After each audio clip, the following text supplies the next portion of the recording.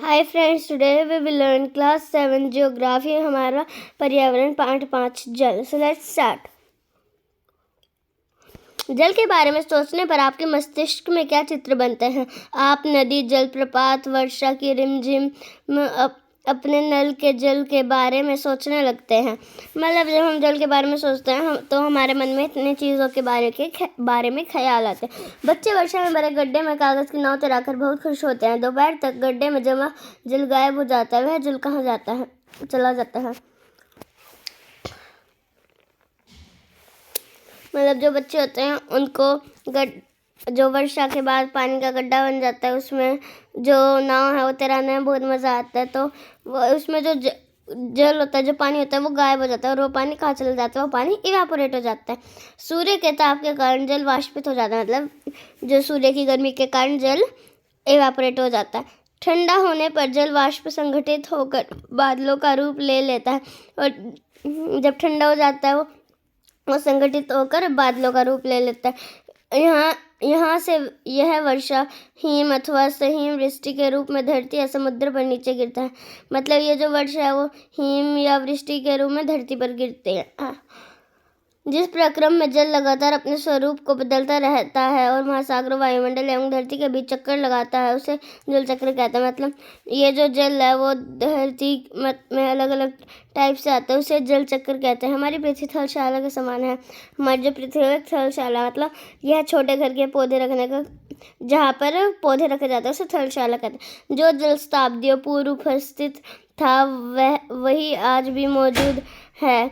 जिस जल का प्रयोग आज हम हरियाणा के खेत में सिंचाई के लिए कर रहे हैं, हो सकता है कि वह सैकड़ों वर्ष पहले अमेज़न नदी में बहता हो।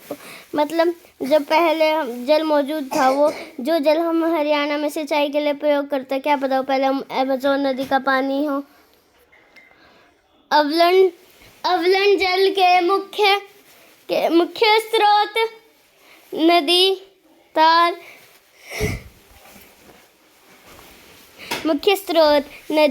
सोते एवं हिमनद है। मतलब जो अमेज़न अवलंब जल है, मतलब बिना नमक वाला जल, उसका स्रोत क्या है?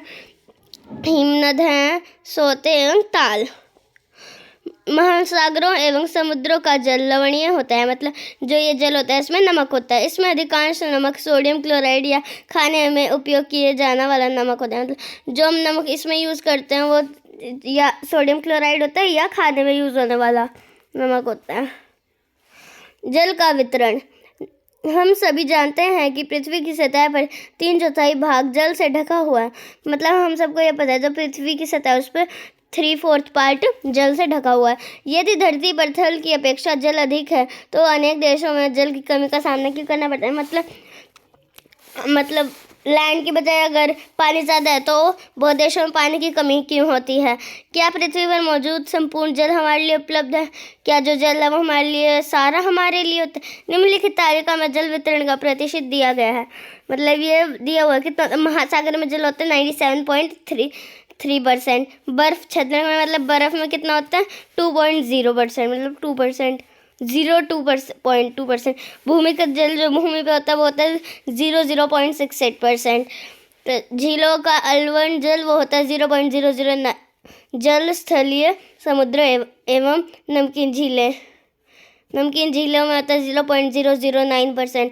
वायुमंडल में होता है 0.0019%। नदियों में होता है 0.0001%। और ये सारा मिलाकर 100% बन जाता है। साधारण ये क्रियाकलाप है, ये आपको खुद से करके देखनी है, चम्मच मतलब नमक की हेल्प से। जीवन के लिए जल अत्यधिक आवश्यक है। जो जल है वो जीवन के लिए बहुत ज़्यादा ज़रूरी है। प्यासे होने पर केवल जल ही हमारी प्यास बुझा सकता है। जब हमें प्यास लगती है तो हमारी प्यास जल ही बुझा सकता है। ऐसे में आपको क्या ऐसा नहीं लगता कि लापरवाही से जल का उपयोग करने पर हम बहुमूल्य संसाधनों को बर्बाद करते हैं? मतलब इससे आपको ये नहीं लगता कि इस कारण हम बहुत ज़्यादा जल वेस्ट करते हैं? अगर हमें ज़रूरत ना हो फिर भी जल को यूज़ करके। महासागरीय परिसंचरण। समुद्री तट पर नंगे पैर चलने से कुछ जादुई सी अनुभूति होती है। मतलब जब हम नंगे पैर समुद्र पर चलते हैं तो हमें कुछ अलग सा फील होता है। पुलिन पर नम बालू ठंडी पवन, समुद्री पक्षी, वायु एवं लवणीय गंध एवं लहरों का संगीत सब कुछ सम्मोहित करने वाला प्रतीत होता है। मतलब पैरों में कुछ नम बालू होते हैं, मतलब नम बालू होती है, मॉइस्चर वाली मिट्टी बालू होती है, छोटे छोटे कण होते हैं रेत के। हवा भी ठंडी होती है, समुद्री पक्षी भी होती है, हवा में लवणीय गंध होता है। ये सारे हमारे पैरों को सम्मोहित करती है। ताल एवं झील के शांत जल के विपरीत महासागरीय जल हम हमेशा गतिमान रहता है। मतलब अगर ताल और झील में कभी कभार जल शांत हो जाता है, लेकिन महासागरों में हमेशा गतिमान रहता है। यह कभी शांत नहीं रहता, यह कभी भी शांत नहीं होता। महासागरों की गतियों को इस प्रकार वर्गीकृत कर सकते हैं जैसे तरंगे, ज्वार भाटा एवं धाराएं। जो महासागर की गति है उनको 3 भागों में बांटा गया, जैसे तरंगे, ज्वार भाटा और धाराएं। तरंगे। समुद्र तट पर गेंद से खेलते समय जब गेंद जल में गिर जाती है तो क्या होता है। यह दृश्य बहुत ही मनोरंजक होता है कि कैसे तरंगों के साथ गेंद तट पर वापस लौट आते हैं। मतलब हम समुद्र के किनारे बॉल से खेल रहे थे, तो अगर हमारी बॉल समुद्र में गिर जाती है तो वो देखने में कितना अच्छा लगता है जब लहरों की मदद से बॉल वापस बाहर आ जाती है।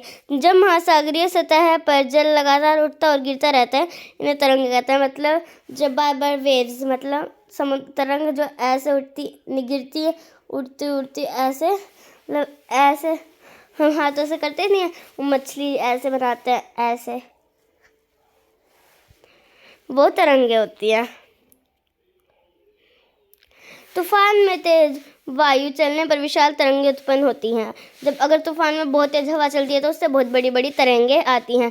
इसके कारण अत्यधिक विनाश हो सकते हैं, इससे बहुत ज़्यादा नुकसान हो सकता है। भूकंप, ज्वालामुखी, उद्गार या जल के नीचे भूस्खलन के कारण महासागरीय जल अत्यधिक विस्थापित हो सकता है। इसके परिणाम स्वरूप 15 मीटर तक ऊंचाई वाली विशाल ज्वारीय तरंगे उठ जाती है, जिसे सुनामी कहते हैं। मतलब अगर ज़्यादा तेज हवा तूफान चलती है और जो उच्च लहरें 15 मीटर ऊंची उठ जाती है तो इससे सुनामी आ जाता है। अब तक का सबसे विशाल सुनामी 150 मीटर मापा गया है। ये तरंगे 700 किलोमीटर प्रति घंटे से अत्यधिक की गति से चलती हैं। 2004 के सुनामी में भारत के तटीय क्षेत्रों में अत्यधिक विनाश हुआ है। सुनामी के बाद अंडमान और निकोबार द्वीप समूह में इंद्रप्रवाही डूब गया था। मतलब आज तक जो सुनामी की सबसे बड़ी तरंग है वो 150 मीटर की थी और ये 700 किलोमीटर पर आवाज की स्पीड से जा रही थी। और ये सुनामी अंडमान एवं निकोबार द्वीप समूह में आया था और इससे एक इंद्रप्रवाही डूब गया था 2004 में। और गुजरात के भुज में एक बार भूकंप की संभावना थी, संभावना ही नहीं थी, आ ही गया था। ज्वार भाटा। दिन में 2 बार नियम से महासागरीय जल का उठना एवं गिरना ज्वार भाटा कहलाता है। मतलब दिन में ये फिक्स है कि वो 2 बार उठेगी और 2 बार गिरेगी, ये फिक्स है। इसे ज्वार भाटा कहते हैं। वह सर्वाधिक ऊंचाई तक उठकर जल तट के बड़े हिस्से को डुबो देते हैं। यह जल ना तट के बड़े हिस्से तक फैल जाता है और ये 2 बार तो ज़रूर होता है दिन में, और इसे ज्वार कहते हैं। जब जल अपने निम्नतम स्तर तक आ जाता है तब तट के पीछे चला जाता है तो उसे भाटा कहते हैं, और जब बाद में नॉर्मल हो जाता है जल तो उसे भाटा कहते हैं। सूर्य एवं चंद्रमा के शक्तिशाली गुरुत्वाकर्षण बल के कारण पृथ्वी की सतह पर ज्वार भाटे आते हैं। मतलब जो सूर्य और चंद्रमा का ग्रेविटेशनल फोर्स होता है उसके कारण ज्वार भाटा आता है। जब पृथ्वी का जल चंद्रमा के निकट होता है उस समय चंद्रमा के गुरुत्वाकर्षण बल से जल अभिकर्षित होता है, जिसके कारण उच्च ज्वार आते हैं। मतलब जब जो जल होता है वो जो चांद के पास होता है ना, तो उसकी ग्रेविटेशनल फोर्स की वजह से ज्वार भाटे आते हैं। पूर्णिमा एवं अमावस्या दिनों में सूर्य, चंद्रमा एवं पृथ्वी तीनों एक सीन में होते हैं और इस समय सबसे ऊंचे ज्वार उठते हैं। मतलब जिस दिन पूर्णिमा होती है और अमावस्या होती है उस दिन ना ये तीनों एक लाइन में होते हैं, तो इससे बहुत बड़े बड़े ज्वार भाटे उत्पन्न होते हैं। इस ज्वार को बृहद ज्वार कहते हैं। इस वाले को मतलब जिस ये तीनों सीध में होते हैं इसे बृहद कहते हैं, और जिसमें ये सीध में नहीं होते उसको कहते हैं लघु ज्वार भाटा। लेकिन जब चांद अपने प्रथम एवं अंतिम चतुर्थांश में होता है तो चांद एवं सूर्य का गुरुत्वाकर्षण बल विपरीत दिशाओं में महासागरीय जल पर पड़ता है। परिणाम स्वरूप निम्न ज्वार भाटा आता है। ऐसे ज्वार को लघु ज्वार भाटा कहते हैं। मतलब जब वो सूर्य पूर्णिमा आने वाली होती है ना, तो उससे पहले लघु ज्वार भाटा आता है और ये परिणाम स्वरूप ज़्यादा खतरनाक नहीं होता। किससे? बृहद ज्वार भाटा थोड़ा ज़्यादा खतरनाक होता है। उच्च ज्वार नौ संचालन में सहायक होता है। जो उच्च ज्वार होता है वो नौ संचालन में सहायक होता है। ये जल स्तर के तट की ऊंचाई पर पहुंचते हैं। ये जहाज को बंदरगाह तक पहुंचाने में सहायक होता है। मतलब ये जो जल स्तर होता है उसकी ऊंचाई तक जहाज भी इसमें चलता है और वो बंदरगाह को पहुंचाने में हेल्प करता है। तक उच्च ज्वार मछली पकड़ने में भी मदद करता है। जो उच्च ज्वार होता है उनकी हेल्प से मछली भी पकड़ी जाती है।